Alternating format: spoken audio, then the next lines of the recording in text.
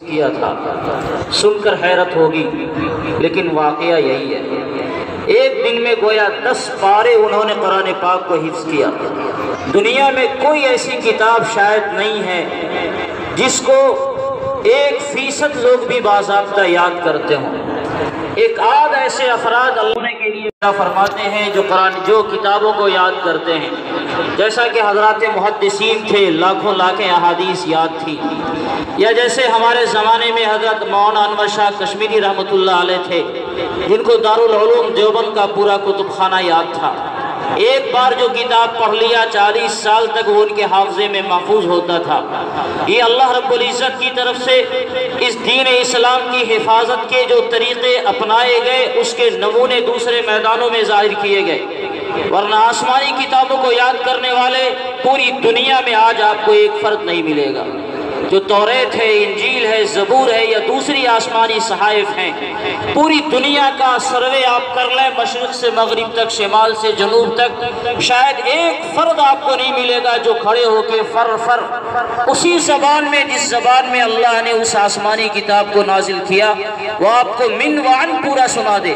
لیکن قرآن کریم کے یاد کرنے والے پوری دنیا کی جس بستی میں جہاں مسلمانوں کی آبادی ہو چلے جائیں تو وہاں 10 20 100 50 ایسے نونہال آپ کو نکلیں گے جو قرآن کریم کو الحمد سے شروع کر والناس تک ایک محفل اور ایک مجلس میں سنانے والے ہوں گے۔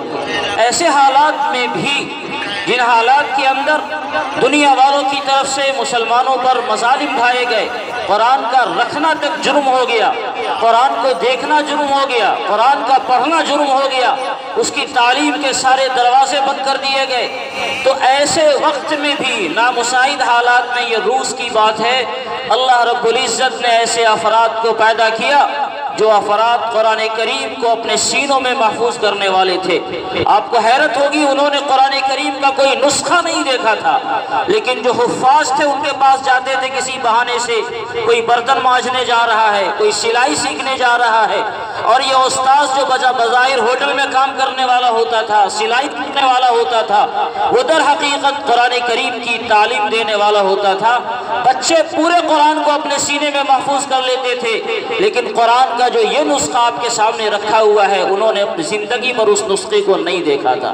تو ایسے حالات میں بھی قرآن کریم کے محفوظ کرنے والے اللہ رب العزت نے تیار فرمائے ہیں۔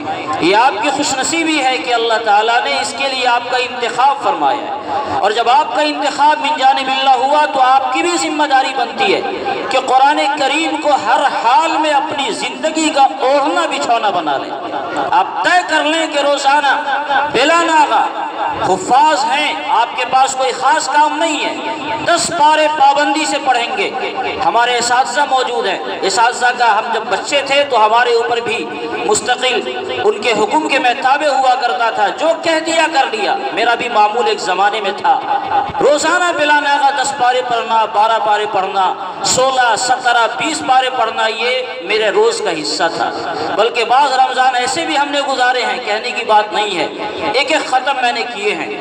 تو اگر آپ چاہیں کہ قرآن کریم کو اپنے زندگی کا اوڑھنا بچھونا بنا لے تو انشاءاللہ یہ نمونے ہو سکتے ہیں۔ رات میں ایک جگہ ایک پروگرام میں تھا، 47 بچوں کی دستار بندی ہوئی ہے، اور کئی بچے ایسے جس نے ایک بیٹھک میں پورا قرآن سنایا ہے اور پھر اس کی دستار بندی ہوئی۔ کئی بچے ایسے تھے جو اس لائن میں کھڑے تھے کہ ہمیں بھی ایک بیٹھک میں سنانا ہے، ایک مجلس میں سنانا ہے، ایک دن میں پورا قرآن سنانا یہ بچوں کا کام ہے، اور اللہ تبارک و تعالیٰ انہی بچوں سے لیتا ہے، اور یہ صرف قرآن کریم کے بارے میں ہو سکتا ہے۔ ایک ویڈیو آپ نے کبھی دیکھی ہوگی کہ ایک بچہ جس کو قرآن کا کمپیوٹر اگر کہا جائے تو شاید مبالغہ نہیں ہوگا، بہت وائرل ہوا تھا اس زمانے میں۔ ایک بچے ہے جس کو قرآن کریم کا سوال کیا جاتا تھا، اور ایسے سوالات کہ اگر میں ان سوال میں سے ایک سوال بھی یہاں پوچھ دوں تو شاید اتنے حفاظ کے مجمع میں کوئی ایک فرد اس کا جواب دینے والا نہیں ہوگا۔ اگر میں کہوں کہ قرآن کریم کے 400 صفحے کا سب سے پہلا لفظ کون سا ہے، یقیناً کوئی نہیں بتائے گا۔ 300 صفحے کی پہلی آیت کون سی ہے؟ پہلی لائن کے بعد والی جو دوسری لائن ہے وہ کہاں سے شروع ہوتی ہے؟ کوئی نہیں بتائے گا۔ لیکن وہ بچہ تھا یا کمپیوٹر تھا، پتہ نہیں اللہ تعالیٰ نے کیا ذہانت دی تھی یا کس طرح اس بچے کو تیار کیا گیا تھا۔ اس کو یہ کہا جائے کہ فلاں لفظ قرآن کریم میں کہاں ہے، تفلحون کہاں ہے، وہ فر ساری آیت سناتا تھا۔ صفحہ نمبر 310 کی پہلی آیت پڑھیے، وہ سناتا تھا۔ صفحہ نمبر 220 کی آخری لائن سے پہلی والی لائن کو پڑھیے، وہ سناتا تھا۔ اس سے پہلے کی آیت پڑھیے، وہ سناتا تھا۔ اس کے بعد کی آیت پڑھیے، وہ سناتا تھا۔ فلاں کلمہ قرآن میں کیا مرتبہ آیا ہے، یہ کون یاد رکھے گا؟ لفظ طیب قرآن میں کیا مرتبہ آیا ہے، فر سنانا شروع کیا، اتنی جگہ آیا ہے۔ یعنی حیرت ہوتی ہے کہ اگر ایک بندہ کو کمپیوٹر سامنے دے دیا جائے اور کمپیوٹر پر سرچ کرنے کے لیے اسے دیا جائے اور دوسری طرف اس بچے کو بٹھا دیا جائے تو کمپیوٹر فیل ہو جائے گا، اس کو سرچ کرنے میں وقت لگے گا، اس کو بتانے میں وقت لگے گا، اس کو رزلٹ دینے میں وقت لگے گا۔ لیکن یہ بچہ ایسا معلوم ہو رہا تھا کہ پورے قرآن کا 500 صفحہ اس کے سامنے کھلا ہوا ہے اور وہ جہاں سے جو سوال کیا جاتا ہے وہ اس کی نگاہ کے سامنے یہ بتاتا ہے۔ عجیب سی صورتحال، ایسا واقعی قرآن کریم پر لوگوں نے محنت کی۔ سید عطا اللہ شاہ بخاری رحمۃ اللہ علیہ، یہ میرے لیے بھی بڑا عجیب واقعہ تھا، اس لیے ذہن میں محفوظ ہے۔ سید عطا اللہ شاہ بخاری رحمۃ اللہ علیہ نے ایک عجیب واقعہ بیان فرمایا۔ حفظ قرآن کے تعلق سے لوگوں نے کیسی محنت کی، یہ سوچنے کی بات ہے۔ ہمارے بہار میں ایک جگہ سمرا ہے جہاں کے حافظ بادشاہ ہوا کرتے تھے، جنہوں نے اس مدرسے کی بنیاد رکھی تھی۔ ان کے والد گرامی نے ان سے پوچھا، بیٹا قرآن کا آپ کو کیسا یاد ہے؟ تو انہوں نے ابا سے پوچھا، ابا حضور آپ کو کیسا یاد ہے؟ کہا الحمدللہ کی طرح، جس طرح سورہ فاتحہ یاد ہوتا ہے ایسے مجھے قرآن یاد ہے۔ بیٹے نے جواب دیا کہ مجھے قرآن پاک بسم اللہ کی طرح یاد ہے۔ بسم اللہ پڑھنے میں بھی کبھی کسی کو دقت ہوتی ہے؟ سوئے رہے، جاگا رہے، نیند میں رہے، ادھر رہے ادھر رہے، کوئی بھی کسی بھی طرح سوال کرے گا وہ بتائے گا۔ تو حافظ بادشاہ نے یہ فرمایا کہ مجھے بسم اللہ کی طرح قرآن یاد ہے، اور اس قرآن کی برکت تھی کہ جب ان کا انتقال ہوا اور کئی سال کے بعد ان کی قبر کھل گئی تو ان کا کفن بھی ویسا ہی تھا جسم تو بعد میں جانے دیجیے، دوبارہ جنازہ لوگوں نے باضابطہ پڑھا ہے۔ یہ بہت دور کی بات نہیں ہے، آپ بھی جا کے اس کی تحقیق کر سکتے ہیں۔ آج سے تقریباً 60 سال پہلے کا واقعہ ہوگا۔ میں تذکرہ کر رہا تھا، سید عطا اللہ شاہ بخاری رحمۃ اللہ علیہ نے ایک واقعہ لکھا۔ ایک صاحب تھے جنہوں نے قرآن کریم کو اپنے ہاتھ سے لکھا۔ لوگ قرآن کریم سے تعلق کا اظہار کرنے کے لیے ایسا کرتے ہیں، قرآن کریم کو ہاتھ سے لکھا۔ اب نوبت آئی کہ اس کی اصلاح کی جائے کہ کہیں کوئی غلطی تو نہیں لکھی گئی۔ تو اس زمانے کے عالم تھے حضرت مولانا زکریا صاحب لدھیانوی رحمۃ اللہ علیہ۔ ان سے انہوں نے رابطہ کیا کہ حضرت مجھے قرآن پاک میں نے لکھی ہے، اس کی تصحیح کرنا، اس کی اصلاح کرنی ہے، کہیں کوئی زبر زیر پیش کی غلطی ہو گئی ہو، آپ اس کو درست فرما دیں۔ تو حضرت مولانا زکریا صاحب لدھیانوی رحمۃ اللہ علیہ نے فرمایا کہ اس زمانے میں اس کو صحیح طریقے سے دیکھنے والا ایک بندہ ہے، حافظ قاسم صاحب۔ اس زمانے میں کوئی تھے، حافظ قاسم صاحب نابینا ہو چکے تھے۔ ان کے پاس یہ گئے کہ حضرت یہ قرآن پاک میں نے لکھا ہے، آپ اس کو صحیح فرما دیں۔ اس کی شکل یہ ہے کہ میں قرآن پڑھتا جا رہا ہوں اور آپ سنتے جائیں، اگر کہیں کوئی غلطی ہوگی تو آپ بتا دیں، میں اس کی اصلاح کر لوں گا۔ تو حافظ صاحب مسکرانے لگے، کیا اس کے علاوہ کوئی دوسرا طریقہ اصلاح کا نہیں ہے؟ تو انہوں نے کہا حضرت آپ نابینا ہیں، آپ خود سے پڑھ نہیں سکتے، یہی شکل ہوگی کہ میں پڑھوں اور آپ سنتے جائیں، کہیں کوئی غلطی ہوگی تو آپ اسے بتا دیں گے، میں صحیح کر لوں گا۔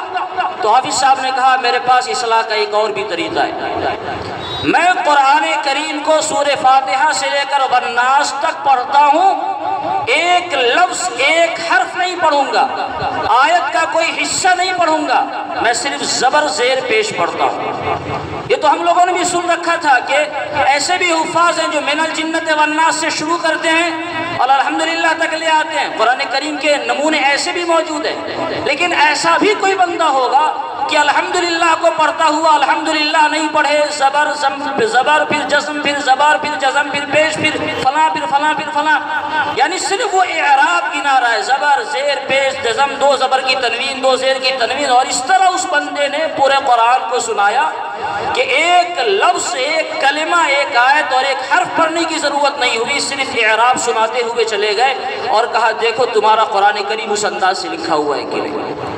اس طرح قرآن کریم کی حفاظت ہوتی ہے۔ ہم اپنے بچوں سے کہیں گے آپ بھی قرآن کریم کو اوڑھنا بچھونا بنا لیں۔ قرآن کریم آپ کو ایسا یاد ہو جائے کہ اگر کوئی خواب میں بھی کہے تو آپ قرآن کریم پڑھ دیں۔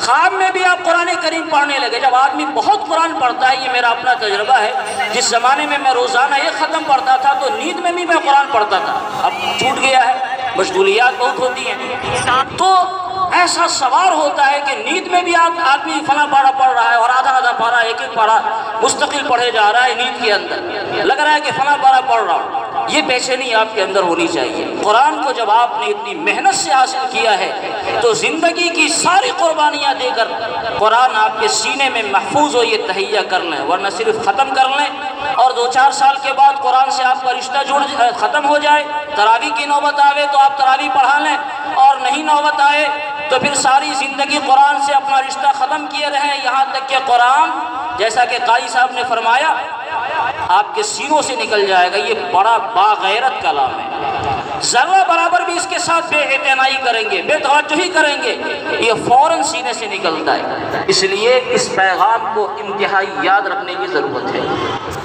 جب اللہ نے قرآن دیا ہے تو قرآن ہمارے سینوں میں آخری سانس تک محفوظ رہے، اور اس قرآن کے ساتھ ہم قبر میں جانے والے بنے۔ دوسرا جو بڑا اہم پیغام ہے، قرآن کی حفاظت کا وعدہ اللہ نے لیا ہے، جس کا رشتہ قرآن سے جڑے گا اس کی حفاظت اللہ رب العزت فرمائیں گے۔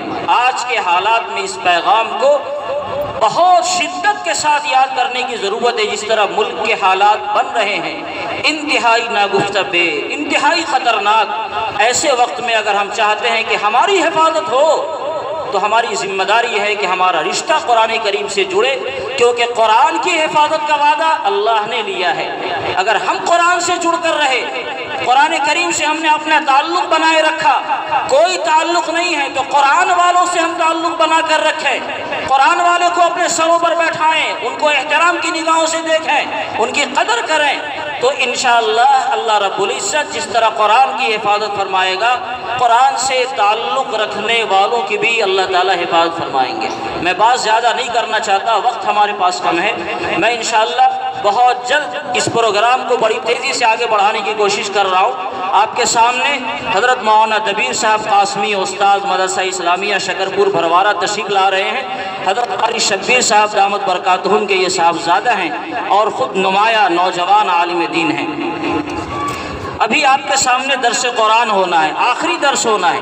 میں اپنے بچوں کے گارجینوں سے یہ کہتا ہوں کہ آپ مایوس نہ ہو، دستار بندی کا یہ پروگرام نہیں ہے، صرف تکمیل کا یہ پروگرام ہے۔ انشاءاللہ دستار بندی کا پروگرام بھی بہت جلد مدرسے میں کرنے کی کوشش کی جائے گی۔ حضرت امیر شریعت دامت برکاتہم یہاں تشریف لائے تھے تو انہوں نے از خود وعدہ کیا تھا کہ میں انشاءاللہ آپ جب بھی دعوت دیں گے، دستار بندی کا پروگرام ہوگا، دعوت دیں گے تو ہم وقت نکال کر آپ کے یہاں آئیں گے، اور یہاں آ کر انہوں نے بڑی خوشی کا، بڑی مسرت کا اظہار فرمایا تھا۔ میں اس وقت ایک دو ذمہ داروں کے تاثر لینا چاہتا ہوں۔ اس کے لیے سب سے پہلے ہمارے مدرسے کے سابق ذمہ دار حضرت مولانا نور اللہ صاحب قاسمی دامت برکاتہم جو ہمارے بیچ تشریف فرما ہیں کیا تھا۔